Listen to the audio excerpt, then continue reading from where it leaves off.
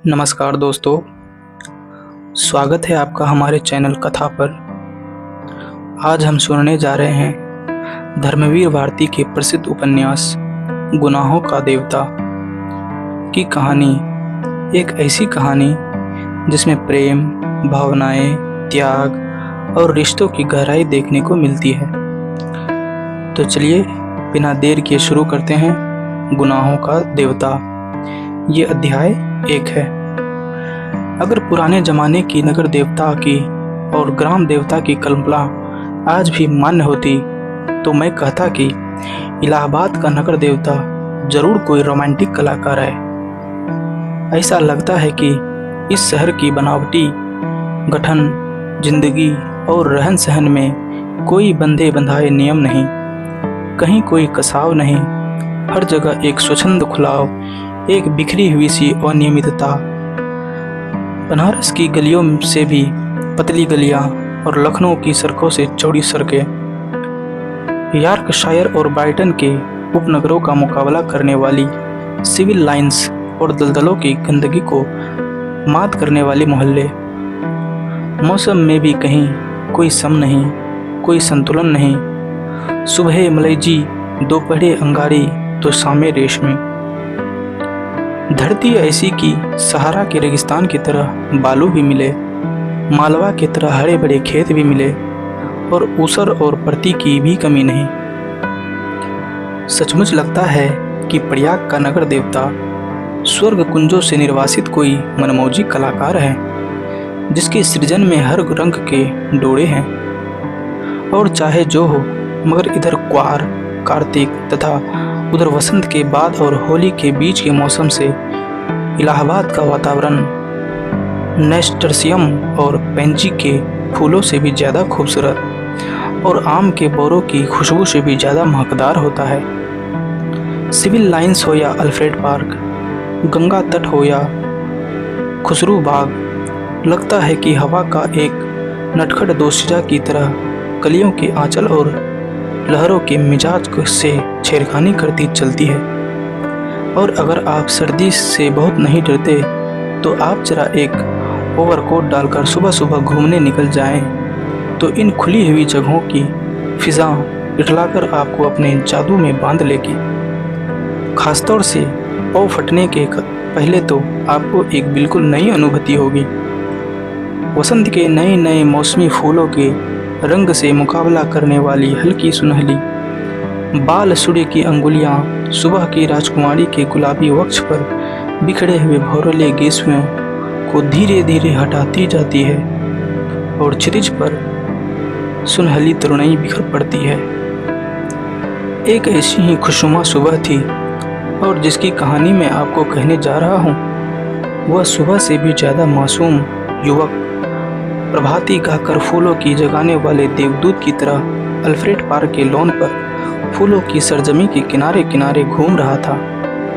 कत्थई sweet pea के रंग का पश्मीने का लंबा कोट, जिसका एक कॉलर उठा हुआ था और दूसरे कॉलर में सरों की एक पत्ती बटन होल में लगी हुई थी।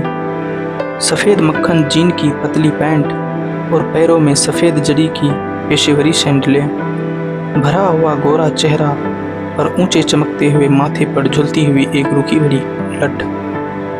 चलते चलते उसने एक रंग बिरंगा गुच्छा इकट्ठा कर लिया था और रह रह कर वह उसे सूंघ लेता था। पूरब के आसमान की गुलाबी पंखुड़ियां बिखरने लगी थी और सुनहले पराग की एक बौछार सुबह के ताजे फूलों पर बिछ रही थी। अरे सुबह हो गई, उसने चौंक कर कहा और पास की एक बेंच पर बैठ गया। सामने से एक माली आ रहा था। क्यों जी, लाइब्रेरी खुल गई? अभी नहीं बाबूजी, उसने जवाब दिया। वह फिर संतोष से बैठ गया और फूलों की पंखुड़ियां नोचकर नीचे फेंकने लगा। जमीन पर बिछने वाली सोने की चादर परतों पर परतें बिछाती जा रही थी और पैरों की छाया का रंग गहराने लगा था। उसकी बेंच के नीचे फूलों की चुनी हुई पत्तियां बिखर रही थी और अब उसके पास सिर्फ एक फूल बाकी रह गया था। हल्के फालसाई रंग के उस फूल पर गहरे बैजनी डोरे थे। हेलो कपूर। सहसा किसी ने पीछे से कंधे पर हाथ रखकर कहा, यहाँ क्या झक मार रहे हो बे सुबह सुबह? उसने मुड़कर पीछे देखा। आओ ठाकुर साहब आओ, बैठो यार, लाइब्रेरी खुलने का इंतजार कर रहा हूँ। क्यों, यूनिवर्सिटी लाइब्रेरी चाट डाली? अब तो शरीफ लोगों के लिए छोड़ दो। हाँ हाँ, शरीफ लोगों के लिए ही छोड़ रहा हूँ। डॉक्टर शुक्ला की लड़की है ना, वह इसकी मेंबर बनना चाहती थी तो मुझे आना पड़ा। उसी का इंतजार भी कर रहा हूँ। डॉक्टर शुक्ला तो पॉलिटिक्स डिपार्टमेंट में है, नहीं गवर्नमेंट साइकोलॉजिकल ब्यूरो में है। और तुम पॉलिटिक्स में रिसर्च कर रहे हो? नहीं, इकोनॉमिक्स में। बहुत अच्छे, तो उनकी लड़की को सदस्य बनवाने आए हो? कुछ अजब स्वर में ठाकुर ने कहा। छी! कपूर ने हंसते हुए कुछ अपने को बचाते हुए कहा, यार तुम जानते हो कि मेरा उनसे कितना घरेलू संबंध है। जब से मैं प्रयाग में हूँ उन्हीं के सहारे हूँ, और आजकल तो उन्हीं के यहाँ पढ़ता लिखता भी हूँ। ठाकुर साहब हंस पड़े। अरे भाई, मैं डॉक्टर शुक्ला को जानता नहीं क्या? उनका सा भला आदमी मिलना मुश्किल है। तुम सफाई व्यर्थ में दे रहे हो। ठाकुर साहब यूनिवर्सिटी के उन विद्यार्थियों में से थे जो बराए नाम विद्यार्थी होते हैं, और कब तक वे यूनिवर्सिटी में सुशोभित करते रहेंगे इसका कोई निश्चय नहीं।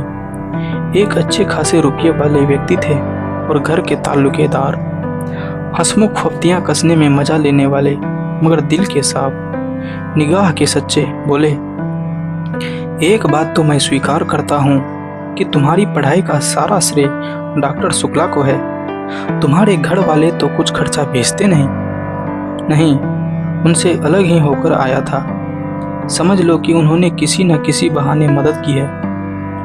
अच्छा आओ, तब तक लोटस पॉन्ड तक ही घूम ले, फिर लाइब्रेरी भी खुल जाएगी। दोनों उठकर एक कृत्रिम कमल सरोवर की ओर चल दिए जो पास में ही बना हुआ था। सीढ़ियां चढ़कर ही उन्होंने देखा कि एक सज्जन किनारे बैठे कमलों की ओर एकटक देखते हुए ध्यान में तल्लीन है। चिपकली से दुबले पतले बालों की एक लट माथे पर झूमती हुई। कोई प्रेमी है या कोई फिलासफर? देखो ठाकुर, नहीं यार, दोनों से निकृष्ट कोटि के जीव हैं ये कवि है। मैं इन्हें जानता हूँ। ये रविंद्र बिरसिया है, MA में पढ़ता है। आओ मिलाए तुम्हें। ठाकुर साहब ने बड़ा सा घास का तिनका तोड़कर पीछे से चुपके से जाकर उसकी गर्दन गुदगुदाई।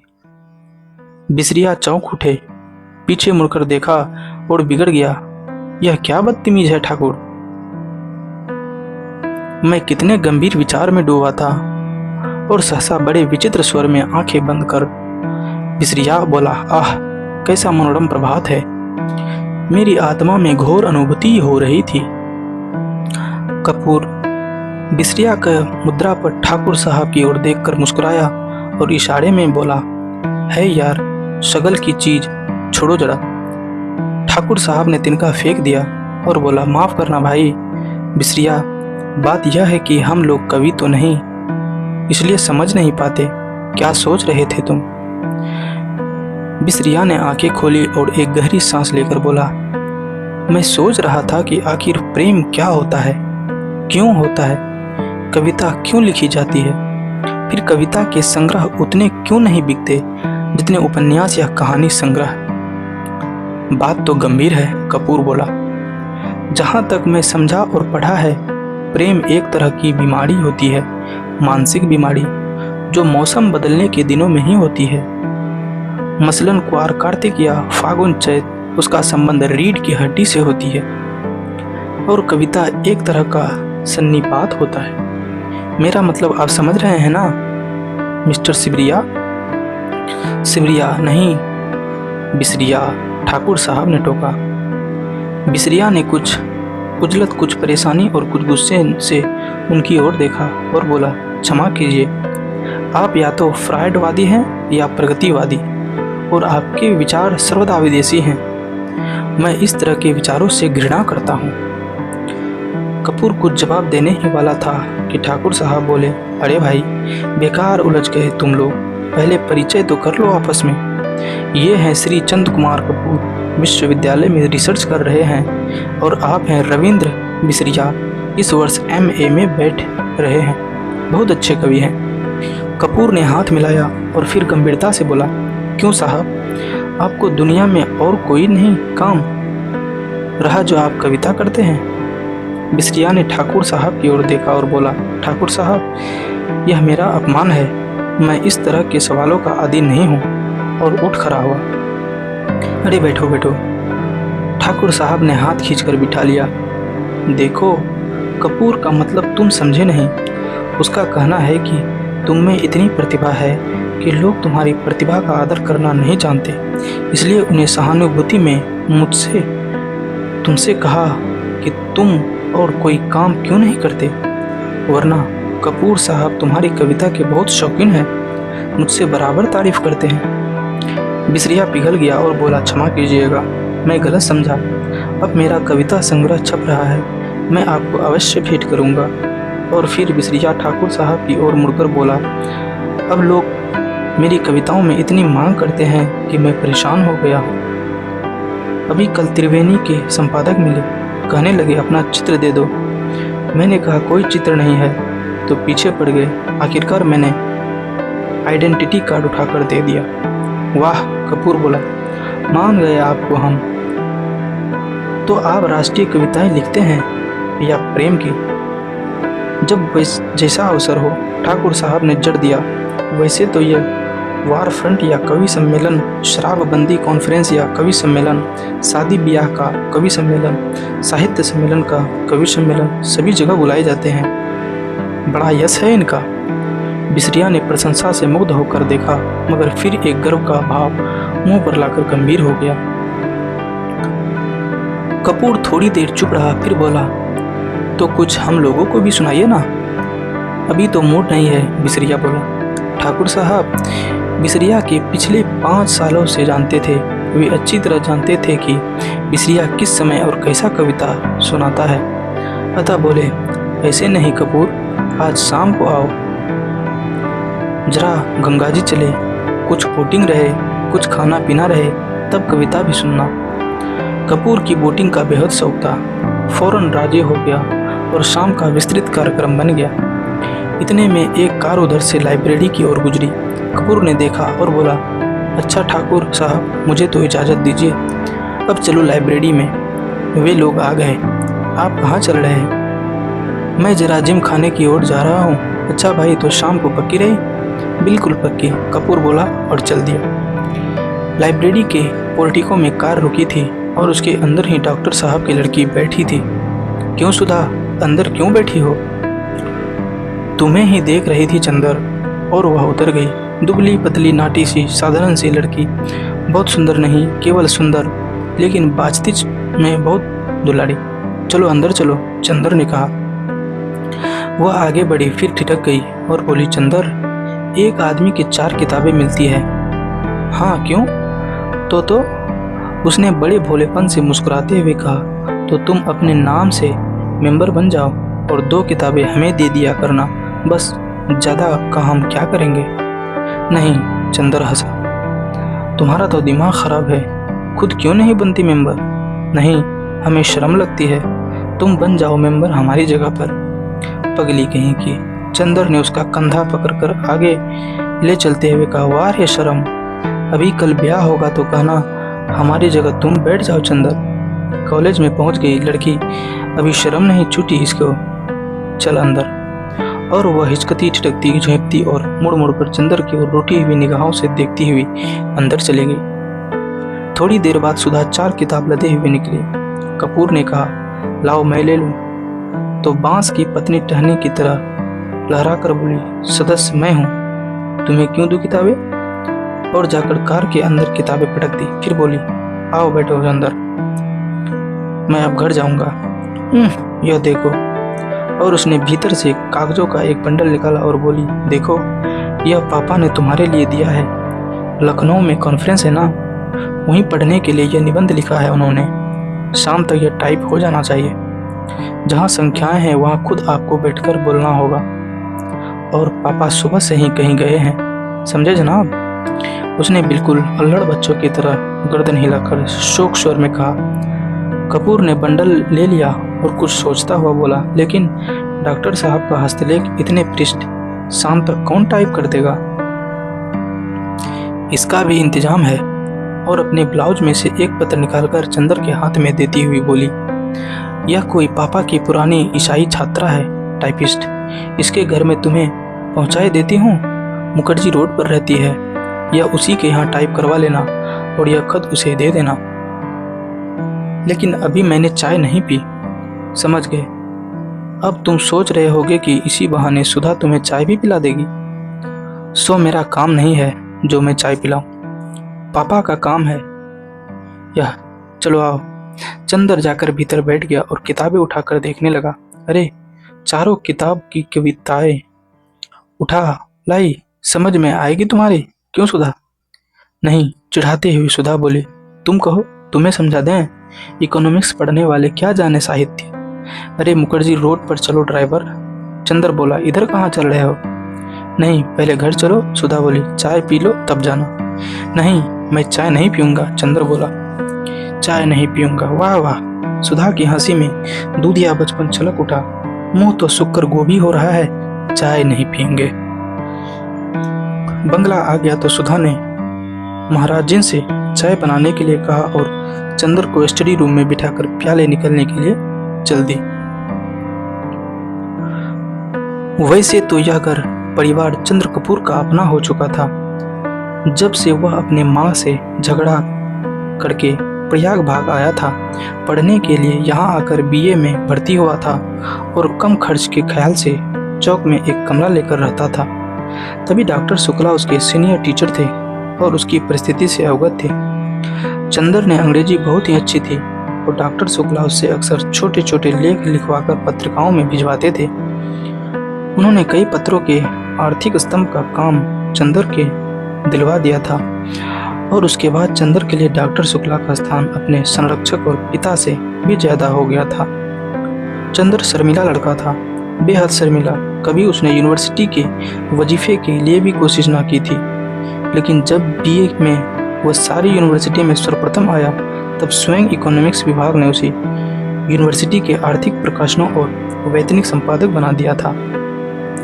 एमए में वे भी सर्वप्रथम आया और उसके बाद उसने रिसर्च ले ली। उसके बाद डॉक्टर शुक्ला यूनिवर्सिटी से हटकर ब्यूरो में चले गए थे। अगर सच पूछा जाए तो उसके सारे करियर का श्रेय डॉक्टर शुक्ला को ही था, जिन्होंने हमेशा उसकी हिम्मत बढ़ाई और उसके अपने लड़के से बढ़कर माना। अपनी सारी मदद के बावजूद डॉक्टर शुक्ला ने उससे इतना अपनापन बनाए रखा कि कैसे धीरे धीरे चंदर सारी गैरियत खो बैठा, यह उसे खुद भी नहीं मालूम। यह बंगला, इसके कमरे, इसकी लॉन, इसकी किताबें, इसके निवासी, सभी कुछ जैसे उसके अपने थे और सभी का उससे जाने कितने जन्मों का संबंध था। और यह नन्ही दुबली पतली रंगीन चंद्र किरण सी सुधा, जब आज से वर्षों पहले यह 17वीं पास करके अपनी बुआ के पास से यहाँ आई थी, तब से लेकर आज तक कैसे वह भी चंदर की अपनी होती गई थी, इसे चंदर खुद नहीं जानता था। जब वह आई थी तो वह बहुत शर्मीली थी, बहुत भोली थी। 8वीं में पढ़ने के बावजूद वह खाना खाते वक्त रोती थी, मचलती थी तो अपनी कॉपी फाड़ डालती थी और जब तक डॉक्टर साहब उसको गोदी में बिठाकर नहीं मनाते वह स्कूल नहीं जाती थी। 3 बरस की अवस्था में ही उसकी माँ चल बसी थी और 10 साल तक वह अपनी बुआ के पास एक गांव में रही थी। अब 13 वर्ष की होने पर गांव वाले उसकी शादी पर जोर देना और शादी न होने पर गांव की औरतों ने हाथ नाचना और मुंह मटकाना शुरू किया तो डॉक्टर साहब ने इसे इलाहाबाद बुलाकर 8वीं में भर्ती करा दिया। जब वह आई तो आधी जंगली थी।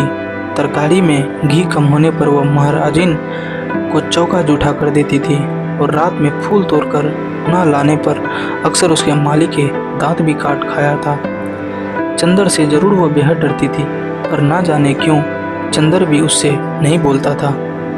लेकिन जब 2 साल तक उसके ये उपद्रव जारी रहे और अक्सर डॉक्टर साहब गुस्से के मारे उसे ना साथ खिलाते और ना उससे बोलते थे तो वह रो रो कर और सिर पटक पटक कर अपनी जान आधी कर देते थे। तब अक्सर चंदर ने पिता और पुत्री की समझौता करवाया था, अक्सर सुधा को डांटा था, समझाया था, और सुधा घर भर के अल्हड़ पुरवाई और विद्रोही जोके की तरह तोड़ फोड़ मचाती रहने वाली सुधा चंदर की आंखों के इशारे पर सुबह की नसीम की तरह शांत हो जाती थी।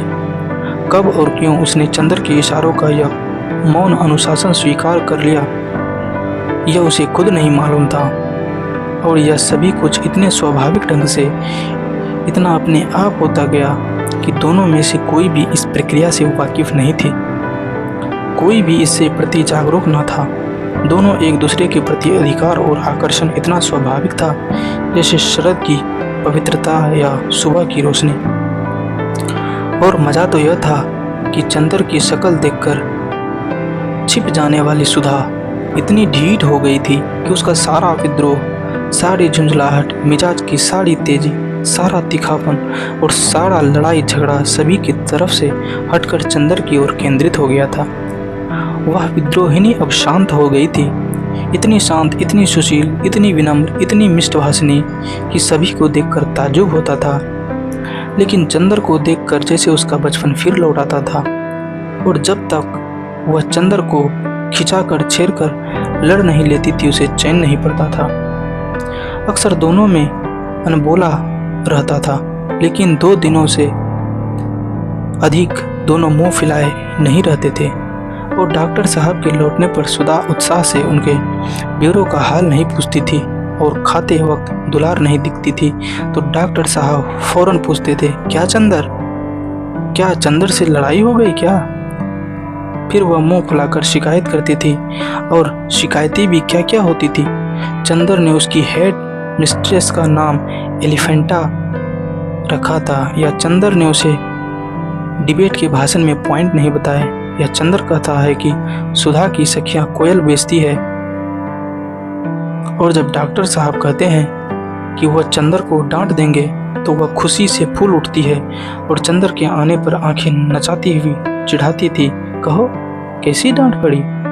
वैसे सुधा अपने घर की पुरखिन थी, किस मौसम में कौन सी तरकारी पापा को माफिक पड़ती है, बाजार में चीज़ों का क्या भाव है, नौकरी चोरी तो नहीं करता, पापा कितने सोसाइटियों के मेंबर हैं, चंदर के इकोनॉमिक्स के कोर्स में क्या है, यह सभी उसे मालूम था।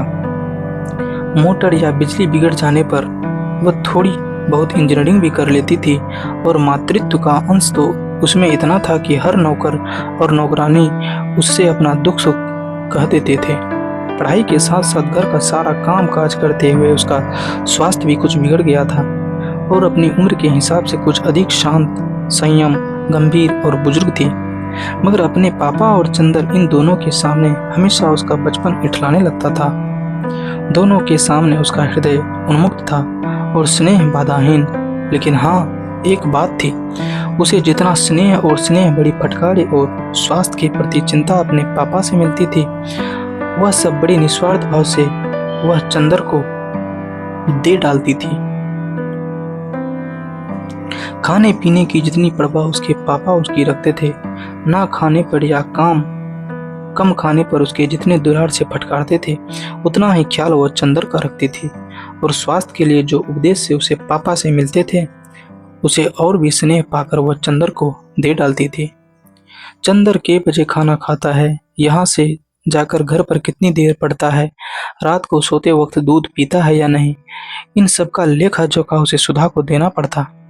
और जब कभी उससे खाने पीने में कोई कमी रह जाती तो उसे सुधा की डांट खानी पड़ती थी। पापा के लिए सुधा अभी बच्ची थी, और स्वस्थ के मामले में सुधा के लिए चंदर अभी बच्चा था। और कभी कभी तो सुधा की स्वस्थ चिंता इतनी ज़्यादा हो जाती थी कि चंदर बेचारा, जो खुद तंदुरुस्त था, घबरा उठता था। एक बार सुधा ने कमाल कर दिया, उनकी तबीयत खराब हुई और डॉक्टर ने उसे लड़कियों का एक टॉनिक पीने के लिए बताया। इम्तिहान में जब चंदर कुछ दुबला सा हो गया तो सुधा अपनी बची हुई दवा ले आई और लगी चंदर से जिद करने की, पियो इसे। जब चंदर ने किसी अखबार में उसका विज्ञापन दिखाकर बताया कि लड़कियों के लिए है, तब कहीं जाकर उसकी जान बची। इसलिए जब आज सुधा ने चाय के लिए कहा तो उसकी रूह कांप गई। क्योंकि जब कभी सुधा चाय बनाती थी तो प्याले के मुंह तक दूध भरकर उसमें 2-3 चम्मच चाय पर पानी डाल देती थी, और अगर उनसे ज़्यादा स्ट्रांग चाय की मांग की तो उसे खालिस दूध पीना पड़ता था, और चाय के साथ फल व मेवे और खुदा जाने क्या क्या। और उसके बाद सुधा का इसरार ना खाने पर सुधा का गुस्सा, उसके बाद की लंबी चौड़ी मनोहार, इस सब से चंदर बहुत घबराता था। लेकिन जब सुधा उसे स्टडी रूम में बिठाकर जल्दी से चाय बना ली तो उसे मजबूर होना पड़ा, और बैठे बैठे निहायत बेसब्री से उसे देखा कि सुधा ने प्याले में दूध डाला है, और उसके बाद थोड़ी सी चाय डाल दी। उसके बाद अपने प्याले में चाय डालकर और 2 चम्मच दूध डालकर आप ठाठ से पीने लगे, और बेतकल्लुफ़ी से दूधिया चाय का प्याला चंदर के सामने खिसकाकर बोली, पीजिए, नाश्ता आ रहा है।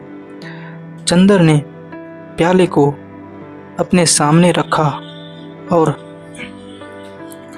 उसे चारों तरफ घुमाकर देखता रहा कि किस तरफ से उसकी चाय का अंश मिल सकता है। जब सभी की ओर प्याले से क्षीर सागर नजर आया तो उसने हार कर प्याला रख दिया। क्यों पीते क्यों नहीं? सुधा ने अपना प्याला रख दिया। पिए क्या, कहीं चाय भी हो तो? और क्या खालिस चाय पीजिएगा? दिमागी काम करने वाले को ऐसी ही चाय पीनी चाहिए। तो अब मुझे सोचना पड़ेगा कि मैं चाय छोड़ूं या रिसर्च। ना ऐसी चाय मुझे पसंद, ना ऐसा दिमागी काम। लो, आपको विश्वास नहीं होता, मेरी क्लास फेलो हैं गेसु काजमी, सबसे तेज लड़की है। उसकी अम्मी उसे दूध में चाय उबाल कर देती है। क्या नाम है तुम्हारे सखी का? गेसु। बड़ा अच्छा नाम है। और क्या, मेरी सबसे घनिष्ठ मित्र है और उतनी ही अच्छी है जितना अच्छा नाम। जरूर, मुंह बिचकाते हुए चंदर ने कहा, और उतनी ही काली होगी जितने काले गेसु। धत, शर्म नहीं आती किसी लड़की के लिए ऐसा कहते हुए? और हमारे दोस्त की बुराई करती हो तब क्या? वो तो सब हैं ही बुरे। अच्छा, तो नाश्ता पहले फल खाओ। और वह प्लेट में छील कर संतरा रखने लगे। इतने में ज्यों ही वह झुककर एक गिरे हुए संतरे को नीचे से उठाने लगी तो चंदर ने झट से उसका प्याला अपने सामने रख लिया और अपना प्याला उधर रख दिया और शांत चित्त से पीने लगा। तो आज का कहानी यहीं समाप्त करते हैं। मैं फिर अगला एपिसोड लेकर के अगला वीडियो में आपके साथ उपस्थित होऊंगा। तब तक के लिए मैं आपसे विदा चाहता हूँ। जय हिंद, जय भारत। अगर आपको ये वीडियो अच्छी लगी तो चैनल को सब्सक्राइब ज़रूर कीजिएगा। धन्यवाद।